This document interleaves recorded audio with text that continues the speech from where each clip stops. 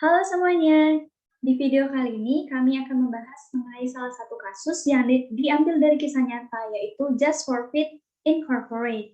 Sebelumnya, kami akan memperkenalkan diri kami terlebih dahulu. Yang pertama ada saya sendiri, yaitu Melinda Sari, dan juga teman saya Muhammad Fitra Mahaini, yang nanti akan melanjutkan presentasi ini. Oke, kita langsung saja membahas mengenai kasusnya. Jadi kasus ini bermula dari seseorang yang bernama Harold Rothenberg, yaitu penduduk asli dari Johnsonburg, bersama keluarganya pindah ke Amerika Serikat dan kemudian membangun bisnis dengan membuka superstore yang bernama Just for Fit untuk retail sepatu. Lalu pada tahun 1997, pada usia 29 tahun, Don Allen Rothenberg, yaitu anak dari Harold, diangkat sebagai wakil presiden pengembang toko baru si Just for Fit. Nah, 2 tahun kemudian, Rothenberg ini dipromosikan ke posisi wakil presiden eksekutif. Singkat cerita, bisnis dari Just for Fit ini sangat berkembang pesat. Namun pada tahun 1998, Don Allen Rothenberg membuat skema penipuan untuk menghasilkan jutaan dolar, yaitu penghasilan stunt atau gerai. Nah, sebuah fitur penting dari penipuan akuntansi Just for Fit ini adalah hubungan dekat Don Allen Rothenberg dengan eksekutif kunci dari vendor sepatu atletik utama. Nah, jadi caranya Don Allen ini menggunakan pengaruh ini untuk membujuk para eksekutif tersebut agar mengembalikan konfirmasi palsu kepada firma audit independen Just for Fit, yaitu Deloitte dan Touch. Dan akhirnya skema penipuan ini terungkap. SEC mendenda Deloitte sebesar $375 dan men-skor Stephen Barry, yaitu partner audit yang bertugas dari penugasan audit, dan Karen Barker, yaitu partner dari Barry, menerima skorsing 1 tahun. Ini akibat dari klien auditor yang tidak melakukan tugas auditingnya dengan baik, yaitu mereka tetap menerima konfirmasi palsu tersebut, walaupun sebenarnya itu palsu, jadi mereka tidak meningkatkan skeptisme mereka. Nah, pada Februari 2000, Just for Fit ini dilikuidasi dan beberapa mantan eksekutif Just for Fit mengaku bersalah atas tuntutan pidana atas peran mereka dalam penipuan akuntansi besar-besaran perusahaan. Di antara orang-orang ini adalah Don Allen Rothenberg, dan pada bulan April tahun 2005, seorang hakim federal menghukum Rothenberg 20 bulan penjara dan mendendanya $50.000. Segitu untuk ringkasan kasus dari Just for Fit ini. Nah, kita bahas pertanyaannya. Yang pertama, siapkan laporan posisi keuangan dan laporan laba rugi ukuran umum untuk Just for Fit untuk periode 1996 sampai 1998. Hitung juga rasio likuiditas, solvabilitas, aktivitas, dan juga profitabilitas utama untuk tahun 1997 dan 1998. Dan dengan data ini, komentari apa yang kami yakini sebagai item laporan keuangan berisiko tinggi untuk audit Just for Fit tahun 1998. Oke.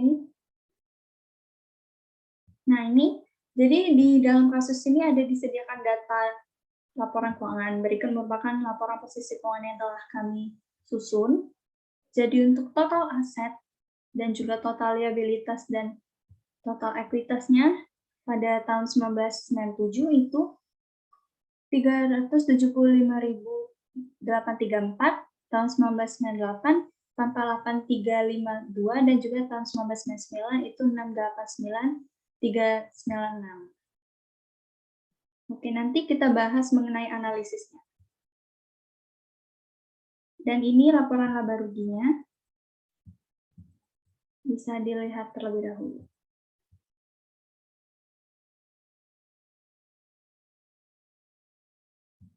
Oke, kita lanjut. Untuk rasio yang kami hitung, pertama untuk rasio likuiditas terlebih dahulu. Nah, yang kami ambil ini ada current ratio dan juga quick ratio. Untuk current ratio sendiri dihitung dengan cara membagi current asset dengan current liabilities atau aset lancar dan hutang lancar. Untuk tahun 1997 itu hasilnya 2,14 dibandingkan dengan 1, lalu tahun 1998 itu 2:1. Lalu untuk quick ratio yaitu perbandingan antara aset lancar dikurangi persediaan atau semua aset lancar kecuali persediaan itu dijumlah lalu dibandingkan dengan total utang lancar, itu hasil 1997 ada 1,24:1, Lalu untuk 1998-nya 0,67 dibanding 1. Untuk rasio yang kedua yaitu rasio solvabilitas.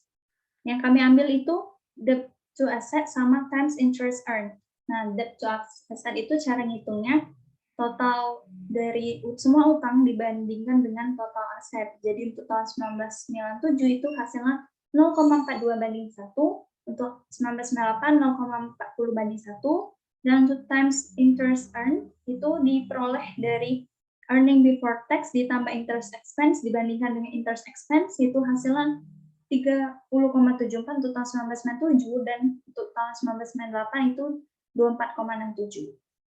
Lalu untuk rasio selanjutnya itu rasio aktivitas. Yang utama kami ambil 3, yaitu inventory turnover atau perputaran persediaan, account receivable turnover atau perputaran piutang, dan juga total asset turnover atau perputaran aset. Untuk inventory turnover sendiri, itu diperoleh dari perbandingan antara harga pokok penjualan dengan rata-rata persediaan. Jadi untuk tahun 1997, itu bisa dilihat hasilnya 1,11, untuk 1998 itu 1,65, dan untuk account receivable turnover itu perbandingan antara sales atau penjualan dengan rata-rata piutang. Jadi hasil 1997 itu ada 39,13, untuk 1998 itu 42,73. Lalu untuk asset turnover, yaitu sales dibandingkan dengan total aset, itu 1997 hasilnya 0,68 dan juga 1998 itu hasilnya 0,16. Dan rasio yang terakhir yaitu mengenai rasio profitabilitas. Untuk net profit margin, yaitu diperoleh dari net income dibagi dengan sales, pada tahun 1997 itu diperoleh sebesar 5,43%, lalu 1998 itu 4,47%. Lalu return on total asset pada 1997 yaitu diperoleh dari net income ditambah interest expense dibagi dengan rata-rata aset, itu hasil dari 1997 0,04 dan 1998 itu 0,06. Lalu, nah dari data-data tersebut, dari laporan keuangannya, dari juga rasio-rasio yang sudah kita hitung, itu item laporan keuangan berisiko tinggi yang kami simpulkan adalah sebagai berikut. Yang pertama, kas dan setara kas berkurang jauh dari 37% aset pada tahun 1997 menjadi kurang dari 2% pada tahun 1999. Dalam jumlah absolut, jadi uang tunai atau kasnya tuh turun dari 138,8 juta dolar menjadi 12,4 juta dolar dalam jangka waktu yang sama. Lalu menurut laporan arus kas, perusahaan memiliki arus kas operasi negatif setiap tahun dari 1997 sampai 1999. Rasio cepat atau quick ratio perusahaan juga tadi sudah dihitung adalah 0,37 pada tahun 1999, turun dari 0,7 pada tahun 1997. Lalu untuk utang jangka panjang perusahaan juga meningkat tajam pada tahun 1999, dan dilihat dari rasio utang jangka panjangnya naik dari 0,09 pada tahun 1998 menjadi 0,71 pada tahun 1999.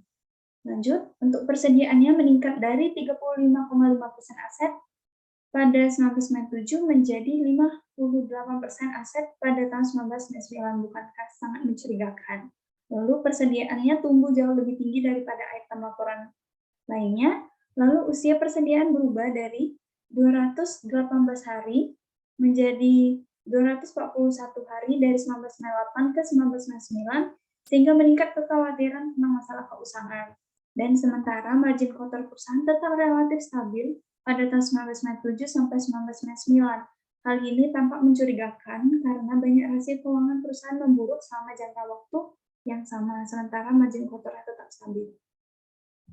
Baiklah, untuk pertanyaan yang kedua akan dilanjutkan oleh rekan saya, Muhammad Fitra Maini. Kepada Muhammad Fitra Maini, saya persilakan.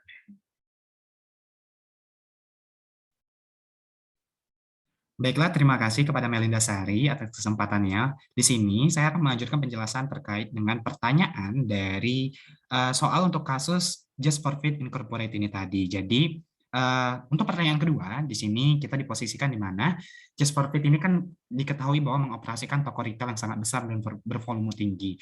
Nah, di sini kita diminta untuk mengidentifikasi risiko pengendalian apa saja yang sekiranya pengendalian internal yang secara umum terjadi pada proses bisnis semacam ini.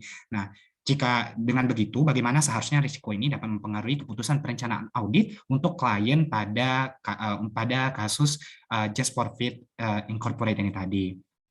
Jadi, di sini kami sudah memetakan beberapa poin terkait dengan pengendalian internal yang umum terjadi pada bisnis semacam Just for Fit Incorporate ini tadi. Jadi, permasalahan utamanya yang pertama biasanya adalah tidak adanya pengawasan dari audit internal. Kemudian yang kedua adalah perhitungan dan pemilihan metode dalam menilai persediaannya itu yang biasanya kurang tepat. Kemudian yang ketiga adanya kelalaian atau kesengajaan berupa pencatatan penagihan yang salah. Biasanya juga terjadi kelalaian berupa transaksi yang tidak tercatat, tidak adanya pemisahan tugas yang jelas, kemudian tingkat pergantian karyawan yang tinggi atau turnover karyawan yang tinggi, kemudian yang paling terakhir dan paling riskan adalah tidak adanya sistem whistleblowing itu sendiri. Nah, jadi pada kasus seperti ini, risiko pengendalian internal tersebut memungkinkan risiko yang lebih tinggi terkait dengan akan terjadinya fraud pada perusahaan tersebut, baik dalam bentuk pencurian, manipulasi, ataupun fraud lainnya. Nah, auditor di sini diposisikan untuk memiliki tanggung jawab dalam melakukan akses risiko ini ketika mereka menilai apakah perusahaan itu dianggap mempunyai risiko yang tinggi, atau ketika mereka menilai perusahaan tersebut dapat mempengaruhi keputusan perencanaan audit secara keseluruhan. Seperti misalnya prosedur apa saja yang harus dilakukan saat melakukan audit, kemudian untuk resiko-resiko ini juga harus cara mengatasinya itu bagaimana, kemudian untuk apakah dalam pemilihan karyawan yang tepat juga dapat dilakukan, kemudian menempatkan sistem di mana hanya manajemen yang dapat mengaksesnya tersebut sehingga membatalkan transaksi tersebut dan memiliki pemisahan tugas yang jelas sehingga dapat mengurangi risiko ketika auditor dapat mengurangi dan pada akhirnya juga membuat auditor mengurangi luas prosedur audit yang mereka lakukan. Kemudian, selanjutnya ada pertanyaan nomor 3. Pertanyaan nomor 3 ini sendiri menjelaskan di mana diketahui bahwa kan Just for Fit Incorporate ini dioperasikan dalam sebuah industri ataupun subindustri yang sangat kompetitif begitu. Nah, kita diminta untuk mengidentifikasi faktor risiko bawaan apa saja yang umum bagi bisnis seperti ini ketika menghadapi persaingan seperti itu. Nah, bagaimana sih seharusnya risiko ini dapat mempengaruhi keputusan perencanaan audit untuk klien seperti Just for Fit Incorporate ini tadi. Nah, di sini jawaban kami sendiri, kami menjelaskan bahwa seandainya kami sadar bahwa risiko bawaan yang umum bagi bisnis ketika menghadapi kondisi persaingan seperti ini kebanyakan adalah berasal dari penetapan harga produknya sendiri. Nah, toko lain itu biasanya menawarkan harga yang lebih rendah dibandingkan saingannya. Namun, perusahaan juga harus pandai untuk memainkan strategi seperti diferensiasi layanan atau produk, sehingga apabila perusahaan tersebut kemungkinan kehilangan uang untuk produk yang kompetitif, perusahaan tersebut dapat memperoleh keuntungan dari produk yang khusus. Nah, dengan demikian, secara umum, perusahaan itu akan memiliki perputaran produk yang lebih tinggi dibandingkan dengan pesaingnya. Nah, jika mereka merasa bahwa memberi harga barang dagangan mereka ini terlalu rendah, maka akan menghasilkan penjualan yang lebih tinggi. Namun, sebenarnya ini tidak terlalu menimbulkan masalah karena pemotongan harga lebih rendah dari kompetisi, harga pokok penjualan dapat melebihi pendapatan yang dapat diterima dari penjualan. Nah, apabila perusahaan itu memiliki strategi yang baik, risiko bawaan itu dapat dinilai dengan lebih rendah, sehingga apabila perusahaan masih belum memiliki strategi bisnis yang baik, resiko bawaan itu dapat dinilai lebih tinggi seperti itu. Nah, hal ini nih dapat mempengaruhi perencanaan audit di mana klien dalam kasus ini adalah Just for Fit Incorporate tadi perlu memastikan bahwa mereka juga menetapkan harga yang tepat dan cukup untuk menutupi biaya secara keseluruhan, namun tetap bisa bersaing dengan para persaingnya, sehingga mereka juga harus melihat tingkat turnover dari karyawan yang ada pada perusahaan mereka. Kemudian, selanjutnya di sini saya akan menjelaskan terkait dengan pertanyaan nomor 4 nih. Jadi pertanyaan nomor 4 ini, kami diminta untuk membuat sebuah daftar lengkap terkait dengan format berbentuk format peluru terkait dengan faktor risiko audit apa saja untuk audit pada Just for Fit Incorporate pada tahun 1998 ini. Nah, kami diminta untuk mengidentifikasi 5 faktor risiko audit yang kami yakini penting untuk keberhasilan dalam penyelesaian audit di perusahaan ini tadi. Nah, kami juga diminta untuk memberikan peringkat terhadap faktor risiko yang paling tidak penting sampai yang paling penting, dan kami juga diminta untuk mempertahankan peringkat tersebut, bagaimana cara kami memberikan argumen pada setiap jawaban tersebut. Nah, kami juga yang terakhir diminta untuk menjelaskan secara singkat apakah kami yakin atau tidak bahwa auditor Deloitte pada kasus ini itu merespon dengan tepat terkait dengan 5 faktor risiko audit kritis yang telah kami identifikasi sebelumnya. Nah, jadi di sini kami terlebih dahulu membuat 5 risiko audit yang kami yakini, mulai dari yang paling rendah sampai yang paling berisiko paling tinggi. Di antaranya itu yang pertama, ada yang namanya integritas dari manajemen dan signifikasi penempatan lambanya itu cukup berisiko. Kemudian pada tingkatan yang lebih tinggi, yaitu adanya ukuran persediaan yang lebih besar, sementara tingkat perputaran, itunya turnover maupun supply and demand-nya itu sangat rendah. Nah, kemudian pada tingkat ketiga, terdapat pula pendapatan gerai bulanan dan konfirmasi aset gerai yang mencurigakan. Pada tingkat selanjutnya ada arus kas operasi negatif selama beberapa bulan berturut-turut, dan yang terakhir, atau yang paling berisiko paling tinggi, yaitu adanya peningkatan persediaan, namun ada juga peningkatan utang usahanya.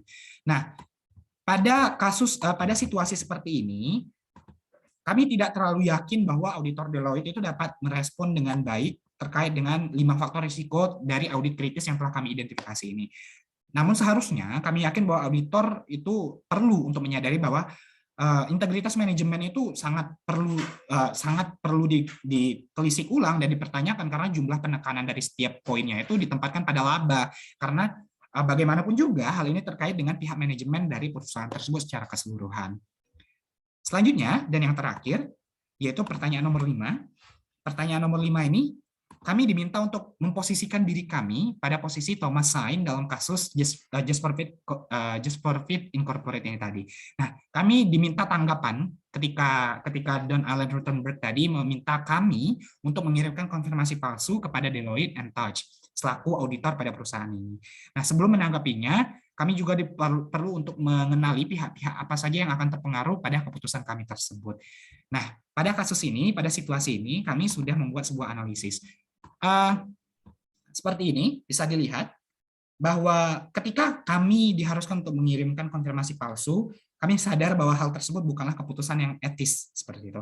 Dan hal tersebut termasuk dalam sebuah aktivitas penipuan dan masuk dalam ranah hukum seperti itu.